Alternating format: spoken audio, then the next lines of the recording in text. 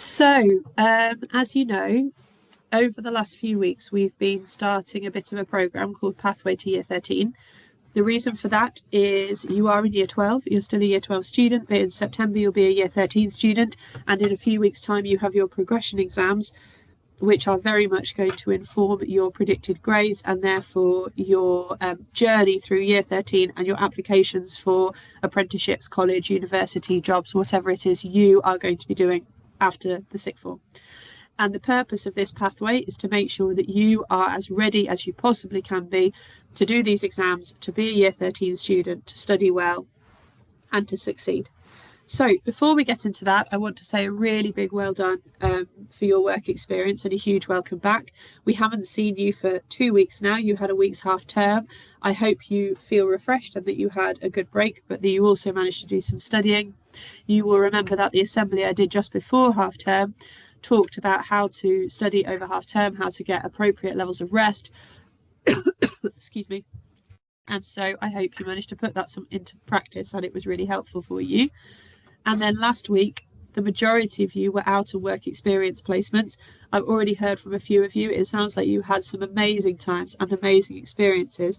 And I really hope that you found that valuable and that you look forward to putting things you learnt into play, both in your studies, but also as you move towards the world of work as you grow older. On that point, a couple of key reminders. Firstly, work experience is about the most important thing that you can do for your CV and for your future career. So if you would like to go on another placement, or if you didn't secure a placement and you want to go on a placement at another time, and I think everybody is already doing this, but just in case anyone has been missed, we will authorise work experience in term time at any stage unless you're going to be missing your exams. You all have your progression exam timetable now, so you will know exactly which days you are on exams and which days you're not. So please make sure that you avoid those days. But other than that, we will authorise work experience at any time as long as you have the appropriate paperwork completed.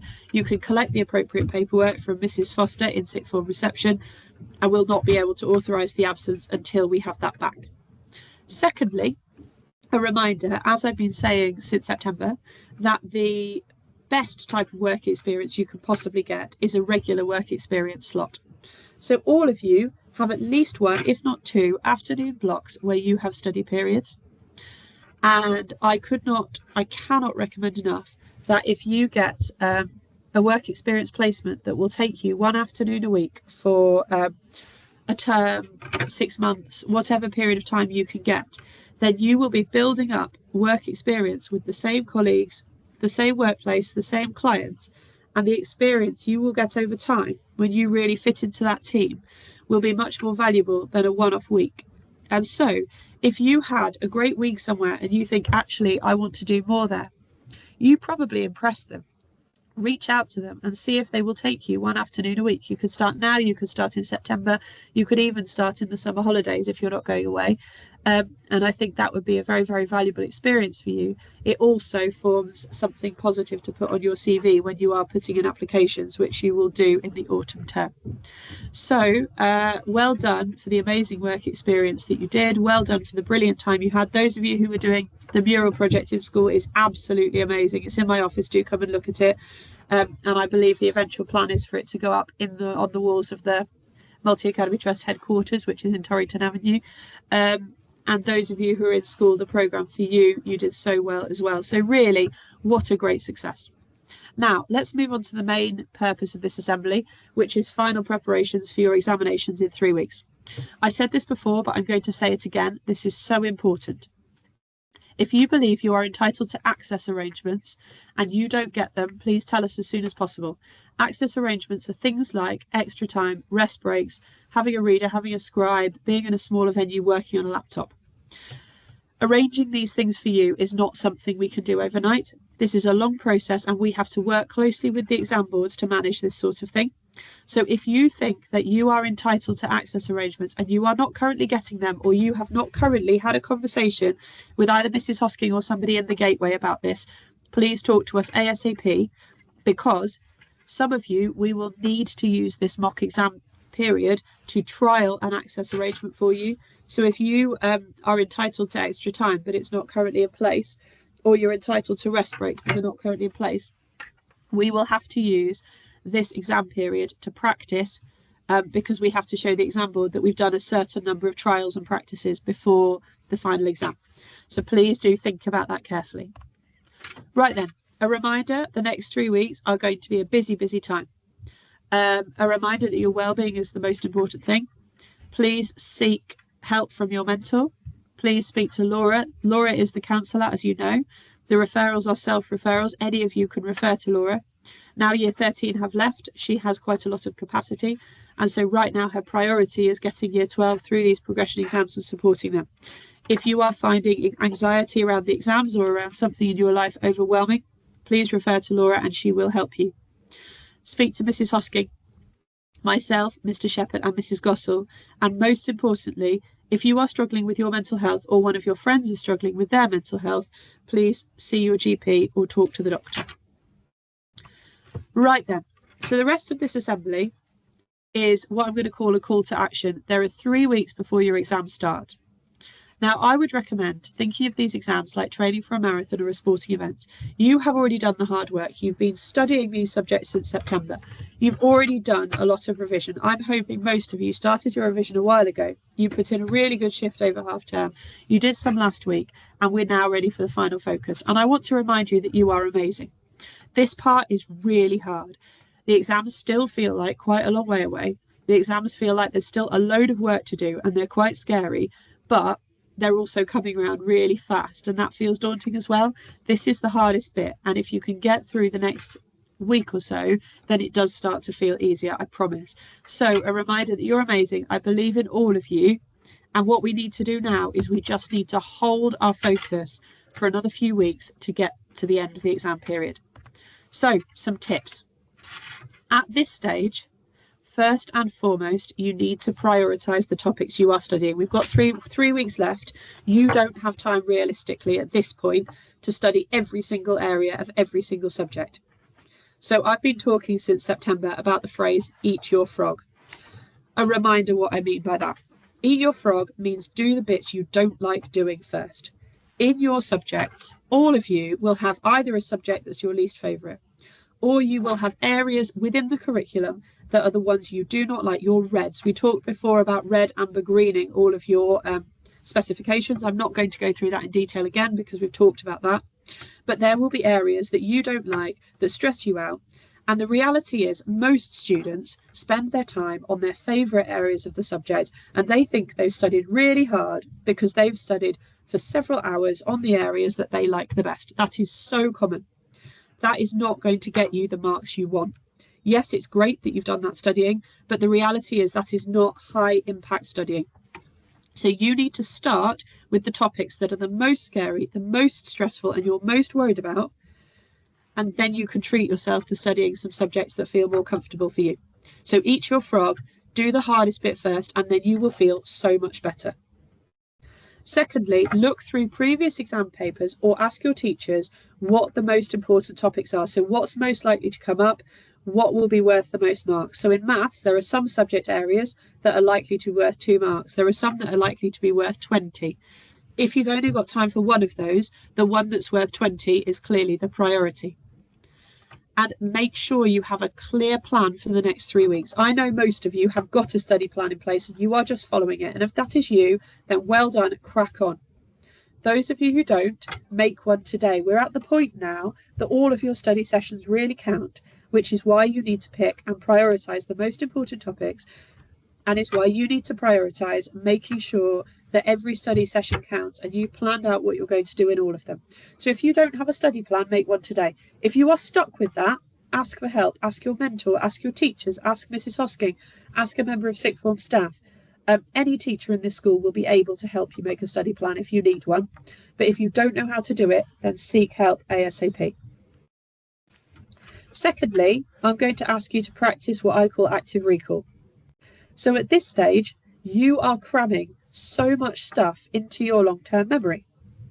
And that's really, really hard because the amount of content that you have to hold in your long-term memory throughout year 12 and then into year 13 feels quite scary. So at this point, your studying needs to be really focused on that memory. So firstly, test yourself regularly or get someone else to test you. Testing yourself is one of the most effective ways of holding things in your memory. Secondly, rewrite your notes and then check the ones you've reproduced. So when I revised for my GCSEs and A-levels, I literally wrote things out, covered them up, wrote them out again, covered them up, wrote them out again, and went round and round and round and just kept checking and checking and checking and checking. That is an incredibly effective way to embed things in your memory. And finally, and most importantly, there is so much evidence, there is so much psychology evidence that teaching others the topic is the best way to embed things in your memory. I've gone on about this for weeks now. It's time to do it.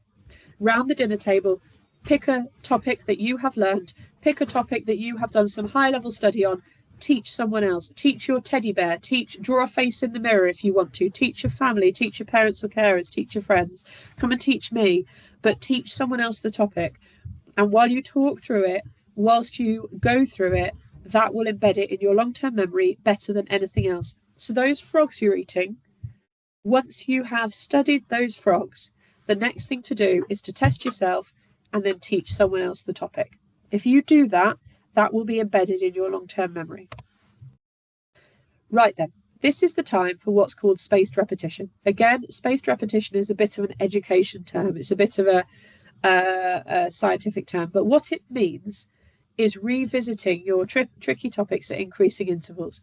So if you're eating one of your frogs, the first thing you will do is you will study it and then again the next day and then again the next day. We've probably done that bit.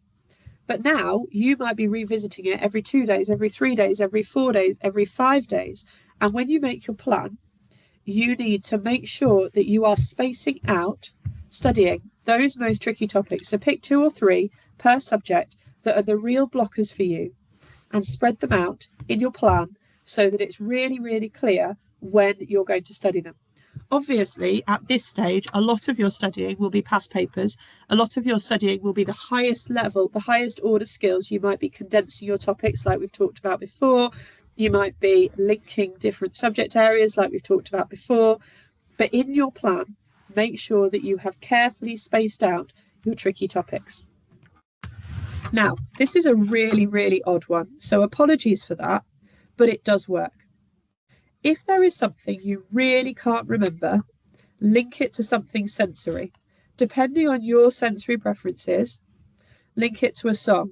So if there's a song that you are prepared to listen to on repeat and you're maybe prepared to ruin a bit for your future, then listen to that song on repeat for half an hour, whatever, whilst you go over and over and over these particular facts.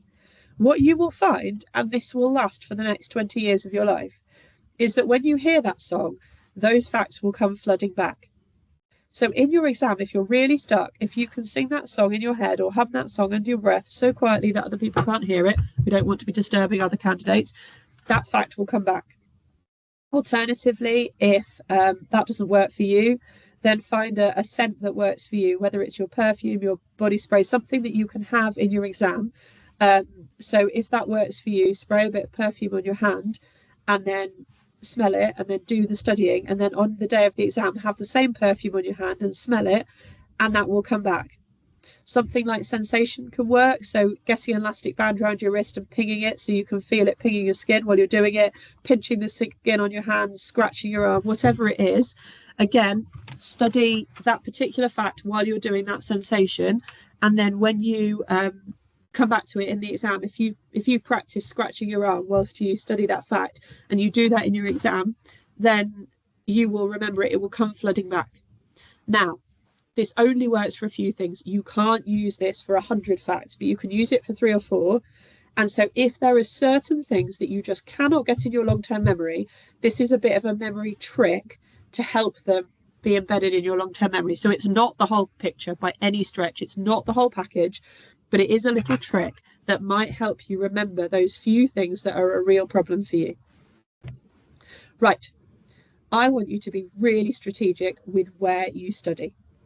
I want you to be totally selfish.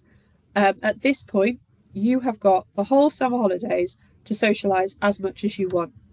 over the next few weeks, I do not want to see a single person using study time as social time. You have all got break time and lunchtime. There is no time in the school day where you need to study for more than 2 hours without a break. But you can all study for 2 hours. And the reality is, when you get to your exam, you are going to need to study for 2 hours. So you might have to write for 2 hours for an exam. You might, by the time you've gone in and done the exam, it might even be longer than that. So you need to be able to study for 2 hours. So study in the silent spaces if that works for you. You can use the library. Study on your own rather than with your friends. And if your home environment is not one that's good for you to study, you don't have a quiet space, maybe you've got younger siblings who are noisy, whatever it is in your home, remember you can stay in school for a while after school and use our library, and then you can access Warwick and Coventry university libraries. You just need to collect a pass from Mrs. Foster and you can study there, and they're open 24/7. I want to be clear, I am not suggesting for 1 second that you study at 3 o'clock in the morning, but they're open 24/7, so they give you some flexibility.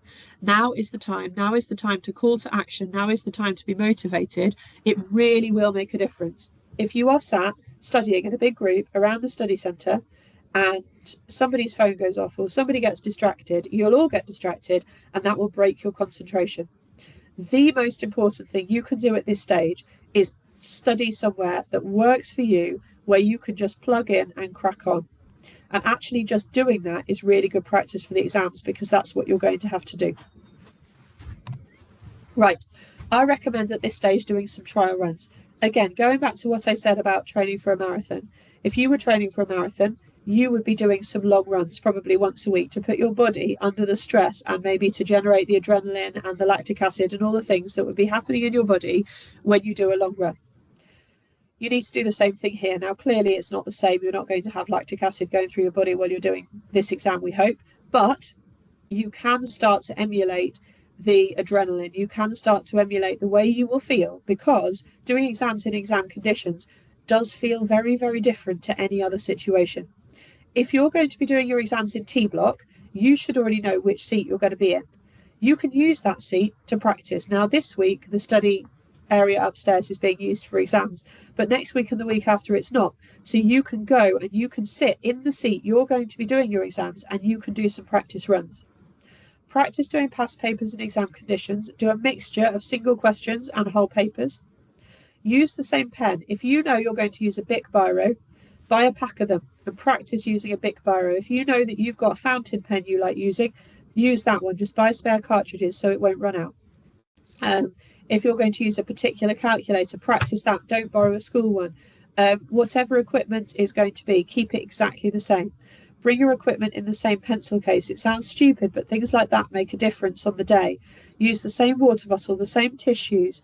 And also, this is a bit of an odd one, and I want to be clear, I'm not telling you I want you to give yourself a urine infection, but during the exams, most of you won't take a toilet break. That can be a bit of a challenge for some people. Now, if you have to take a toilet break during the exam, you can. You put your hand up and an invigilator will escort you to the toilet. But most people don't. The adrenaline does something to your body that generally means you don't need to. So if you're doing a trial run, practice not getting that movement break, unless, of course, you are somebody who is entitled to rest breaks and movement breaks, in which case practice taking those. But if you're not somebody who gets those, don't have toilet breaks, sit yourself there and make yourself concentrate for the full 2 hours. Basically, the closer you can emulate the environment, the less chance there is that you're going to have a mind blank on the day. Because every time you do something that feels stressful, it will feel slightly less stressful. And these exams are such an artificial environment. So are your final A-levels. There is no other time in your life when you will be sat, unless maybe you study to be a doctor or you do exams at university. There aren't times in your life, in your job, in your career, when you're going to sit and do exams like that. If you want to look something up, if I'm working and I want to look something up, I Google it or I get a book and I look it up. This sort of high stress memory environment is really rare, and therefore it can feel scary because it's not something we do all the time. But the more you practice it, the easier it will feel. And I promise you the next 3 weeks are the time to start doing that. Now, the day before an exam, I recommend creating a mind map to draw together your key knowledge. You will already have that key knowledge, But sometimes when we've been studying and studying for weeks and weeks, however strategic you've been, it can feel a bit scattergun and a bit chaotic. Creating a mind map to remind yourself of those really important links, to remind yourself which topics might connect up, can be very helpful. Think through your strategy for the exam. Depending on the subject area, you will know how many minutes you should be spending on each question. You will know whether you start from the beginning and go to the end. Some exams, it's better to go through and do the easiest questions first. Make sure you've remembered how many questions you have to answer. Do you do all of them? Is there a choice? And then it's obvious, but a reminder, go to bed early. So many people tell me they were up till 2 or 3 o'clock in the morning studying. Doesn't help. You need to go to bed. You need to have some rest. Do some meditation. Go for a run. Whatever it is that works for you. Try and shut your brain down and make sure you eat healthily. It's so common, and I do it too, for people to dose up on caffeine and chocolate, but it won't help you get the best possible outcome. And finally, the next 3 weeks, 4 weeks, including the exam week, really is a time to prioritise not having your phone or social media. There are already a few students who lock their phones in my office every day because they know they're not good for them. You are more than welcome to bring your phone in the morning. I'll lock it away. You can have it back after school. When you have your breaks, don't go on your phone. It is not good for your concentration. It's not good for your mental health. The evidence of this, the academic evidence, is huge. Now is the time. This is probably the thing that will make the biggest difference. Delete your social media for the next few weeks. Lock your phone away. Don't use phones before bed. Don't use phones during a study session. Now is the time to be strict. All of you probably do need to use your phone to contact your family, to contact your friends once or twice a day. You absolutely don't need to be on them all day. Now is the time to really, really, really be strict about this, because as I said, of everything, this will probably make the single biggest difference to how successful you are over the next few weeks. I do not want to see phones out on desks while you're studying in the next few weeks. Put them away. If you need a device to study, we have a full computer suite in the study centre. There's computers in the library, and there's a laptop bank. And finally, good luck. We believe in you. This is the last few weeks. It'll be the summer very, very soon. This is a call to action. We can all do it. Think of the next month as a victory lap for the real hard work you've done over this whole year, and just take a breath and do the best you can. I really, really believe in all of you. All right, thank you. Have a great day. If you want to catch up with me about anything I've said, come and see me. If you want to hand your phone in, come and see me, and have a really nice day. Bye-bye.